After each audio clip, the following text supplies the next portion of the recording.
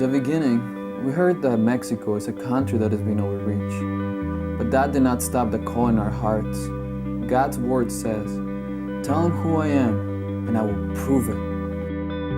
25 people answered the call with us and traveled over 3,000 miles by bus. As soon as we arrived in Monterrey, Mexico, we went to one of the highest points in the city, and we started to pray for this nation.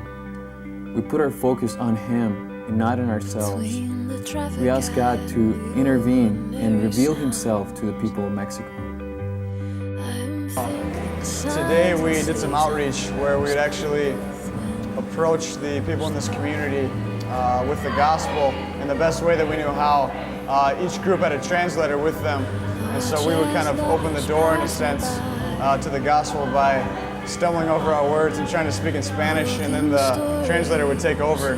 Yeah, the guy that came with us was amazing. He basically, one of us would try to, we would knock on the door and somebody would come and say, "Buenas tardes," and we would begin to start a conversation with them, talking about God. And 3 houses in a row, we saw salvations for 3 different moms.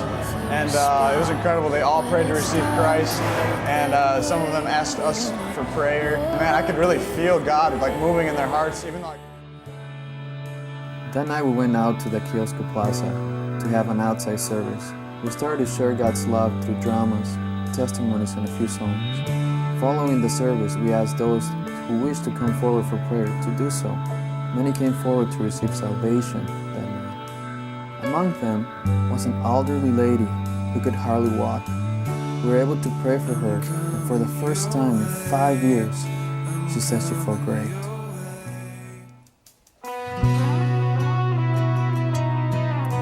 Well, today we took some bunk beds. I think it was 14. Took them to the rehabilitation center, which is right above the church that we worked with, Templo de Cristo Salva. We just put these bunk beds together and really blessed the pastor. That's what she said that they needed.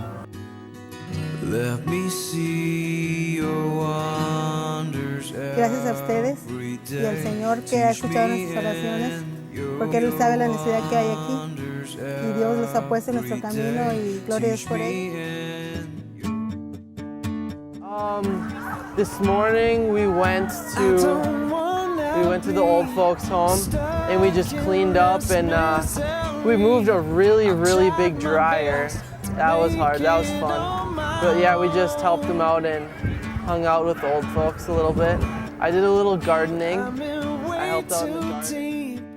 Right now we're in an orphanage. We're just helping out the kids. We did an art project and the skits, and now we're just playing with them, having a good time. Many children at the orphanage were rescued out of the streets. For example, one little boy was dropped off the doorstep when he was only 2 weeks old. Now he has found love, acceptance, and he's doing great.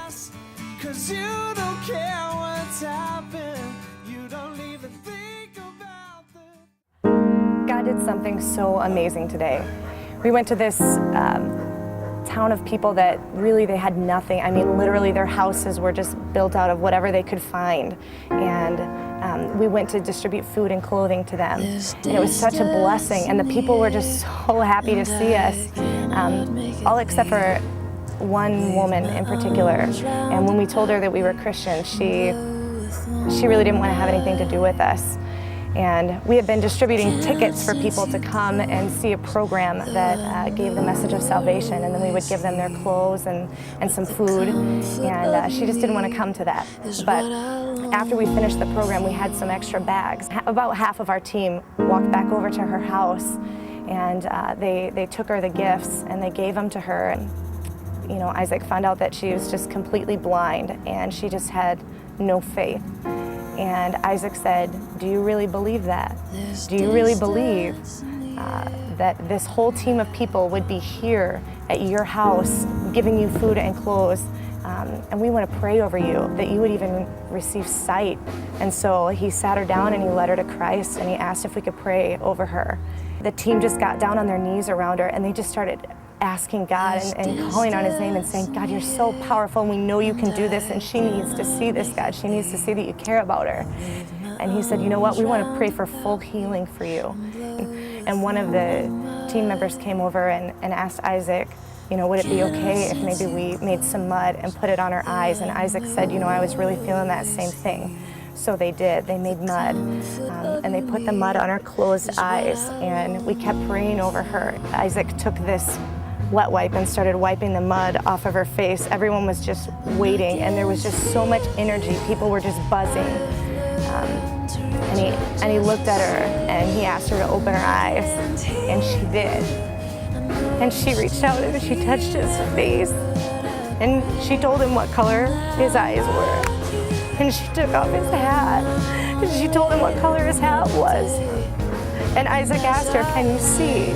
Even though we all already knew that she could see. And she said, yes, I see. Faithful. It's ironic that the one moment we truly wanted to capture on film, we left our cameras behind. Is it that God only wants us to believe by faith and faith alone? What I know is that lives were transformed, people were healed, and God was glorified above all.